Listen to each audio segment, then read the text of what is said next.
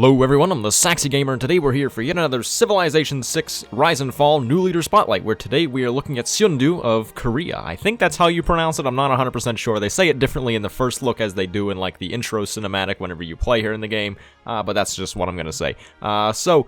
Her abilities are Hwarang, which provides plus 10% culture and plus 10% science in all cities with an established governor, and this ability is absolutely fantastic. It's easily one of the best in Civ 6.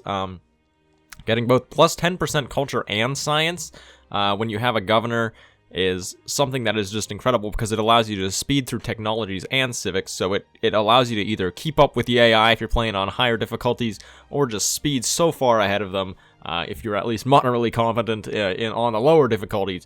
And unlike Scotland, where you actually have to have a lot of amenities, all you have to do for this is have an established governor. So whenever you're playing as Korea, you're definitely going to want to recruit each governor, at least put 1 point into each governor for every city you have. Just so that way you're making use of this ability in every single one of your cities. So Hwarang, excellent ability. Her civilization ability is that mines receive plus 1 science if there's an adjacent Seowon district, and farms receive plus 1 food if they are adjacent to a Seowon district. This is yet another really good ability, especially in the early game, namely, is where it really shows its strength.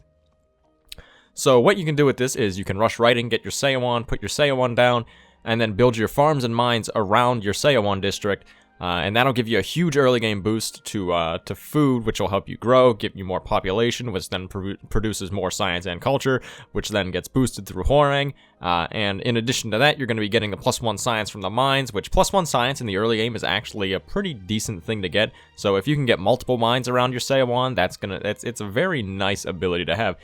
So overall, Korea definitely has some of the strongest abilities in Rise and Fall. I would go as far to say that they are perhaps even the strongest in terms of abilities. But moving on from abilities, let's go into their unique unit. In regards to Korea's unique unit, we have the Hwacha, which is kind of the staple of Korea's unique unit. Throughout the Civilization franchise, they seem to always get the Hwacha, but it is a special unit that replaces the field cannon, except it unlocks with gunpowder as opposed to ballistic, so you get it a few techs earlier. It has a melee strength of 45, which is 5 less than the field cannon. That's kind of just the result of getting it earlier, but it does have the same range strength at 60. And the other caveat with the Hwacha is that it cannot move and attack in the same turn. I don't think that the Hwacha is really all that great. It's kind of just a crappier field cannon that you get a little bit earlier. So and the other issue with it is, like, you could in theory rush Hwachas and then go and maybe attack somebody. But the problem is you can't move and attack in the same turn, so it's not going to be the best unit for playing an offensive, or it's pretty good for playing defensively. So maybe if you're getting attacked, you can get your Hwachas out and then upgrade your crossbowmen and then just defend off anybody who might be trying to kill you. Nice and easy, but I don't think it's going to be that great offensively, and I think overall it's just kind of an okay unique unit. But with that being said, let's move on to Korea's unique district.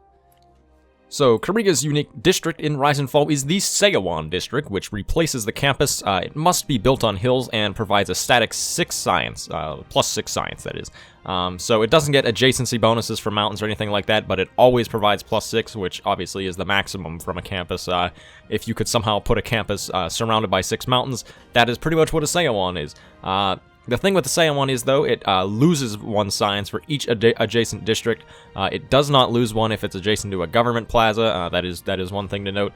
But for any other district, it will lose 1 science. And then, because of their ability, it gets plus 1 food to adjacent farms and plus 1 science to adjacent mines. So the Seowon is an incredible district, just because that plus 6 science is huge.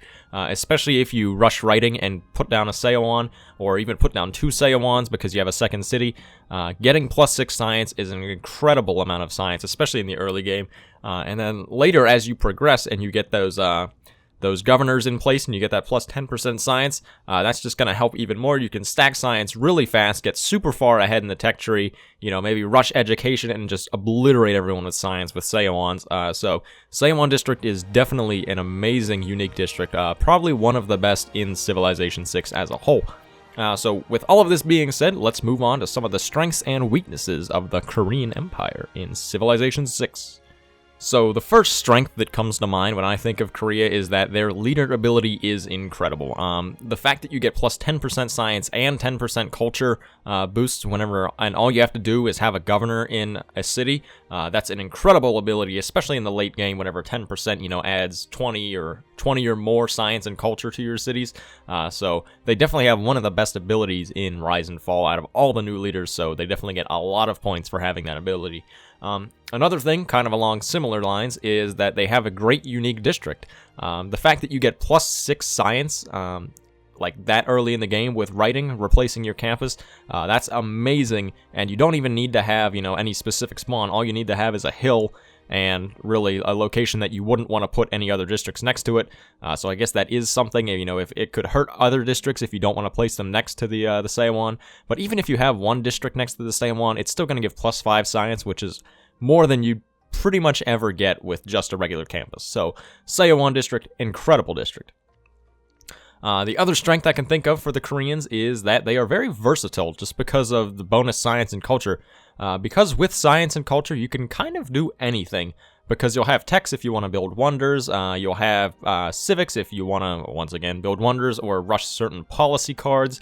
You can do anything of the sort with science and culture, and overall, they're just a really strong civilization. As far as weaknesses go, the only one I can really think of is that the Hwacha kind of sucks.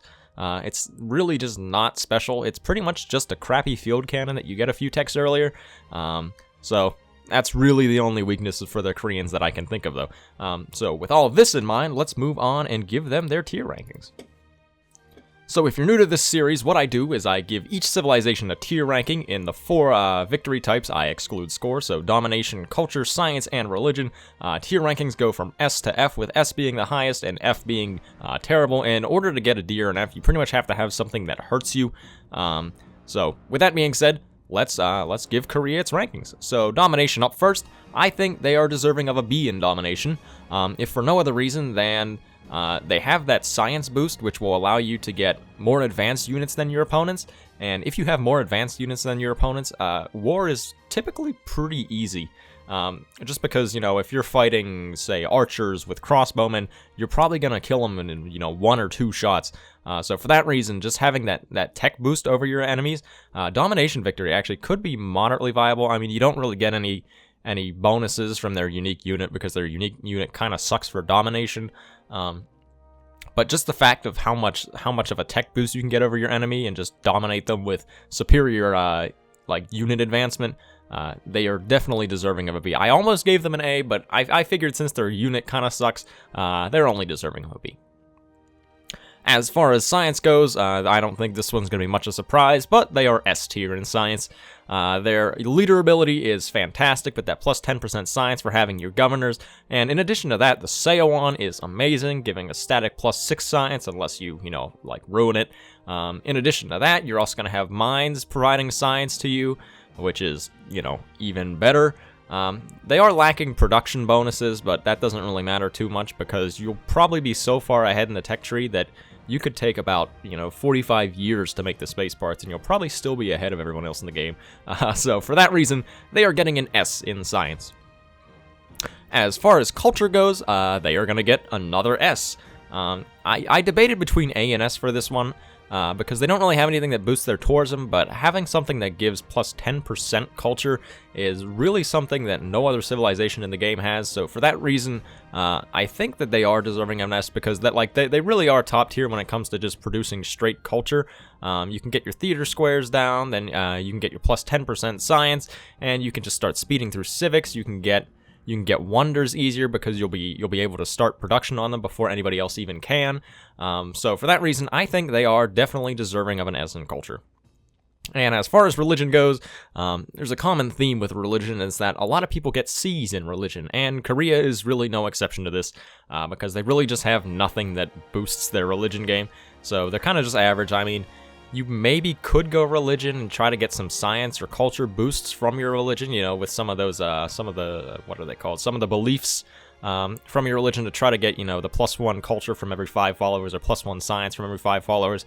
But aside from that, you're not really going to want to do religion with Korea, because you could just do science or culture, which would be pretty much infinitely better. So for that reason, they're getting a C in religion. And for their overall ranking, I am going to give them an S tier ranking. That's right. They are getting the highest tier. I definitely think that they're probably within some of the top 5 civs in Civ 6 right now, just because both of their abilities are incredible. Their unique district is incredible.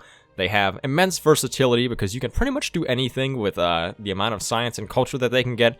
So for that reason, they're definitely in the top 5 of the best civs in Civ 6, and for that reason, they are going to deserve an S. There probably won't be many other civs that get an S tier, but Korea is definitely one of the few.